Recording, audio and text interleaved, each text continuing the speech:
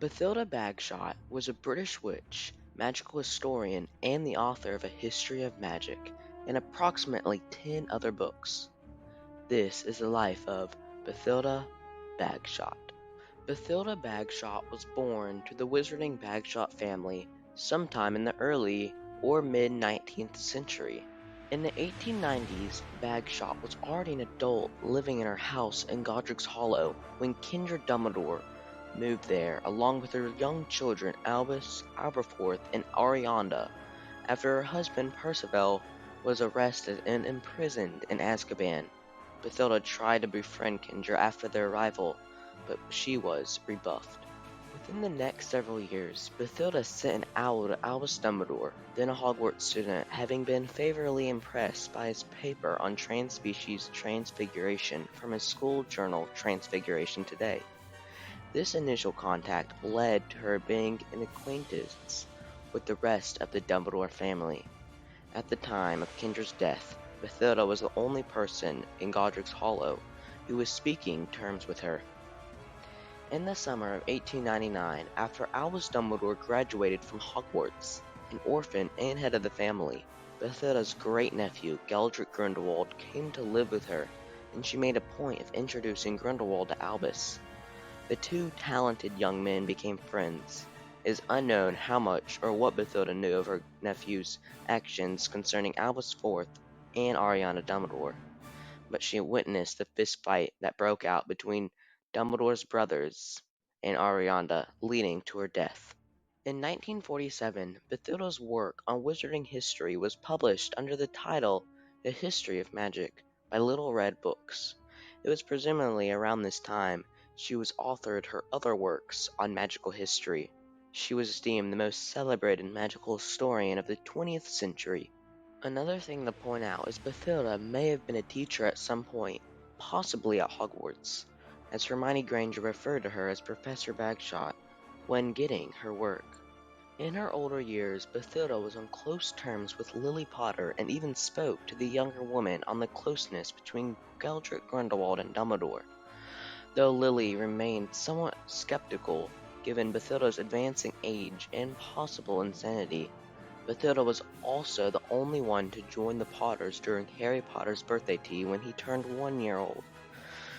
Ron Weasley's great-aunt, Morelle, called her a Gugga during Bill Weasley's and Fleur Declore's wedding. Also, sometime in her later life, Professor Bagshot provided a quote from the critical acclaim from Quidditch Throughout the Ages by Kennelly Worthy Wisp, when she wrote, Kennelly Worthy Wisp's painstaking research has uncovered of valuable treasure, truth of hit hero, unknown facts about the sport Warlocks. A fantastic read as a review. In 1997, after the death of Albus Dumbledore, Bathilda was interviewed by Rita Skeeter. She used Veritum Serum. Rita then used the material she gathered from Bathilda in her only semi-true biography, The Lies and Life of Albus Dumbledore. It is implied that Skeeter took advantage of Bathilda's poor mental state to twist her material to be more sensational. She even referred to Bathilda as being batty. Also, while in Bathilda's cottage, she took several pictures and letters. For example, an image of Dumbledore and Grindelwald together. In one letter she stole was a corresponding from Dumbledore to Grindelwald regarding their ambition to obtain the Deathly Hallows and their plan to start a global revolution. This global revolution would lead wizardkind out of hiding and cause Muggle servitude. Bathilda's pictures and letters caused tension in the Wizarding War, especially among those whom were Dumbledore supporters. Harry Potter was one of those who was most affected by it. Sometime after her interview with Rita Skeeter, Bathilda was murdered during the height of the Second Wizarding War. She was murdered through the dark arts, and her body was animated by Lord Voldemort. It is possible that Bathilda's body could technically be considered as an interfered. Voldemort did this by using a snake Nagini. He left Nagini in her cottage as a trap, reasoning that Harry Potter may visit Godric's Hollow to see his parents' grave and their destroyed home.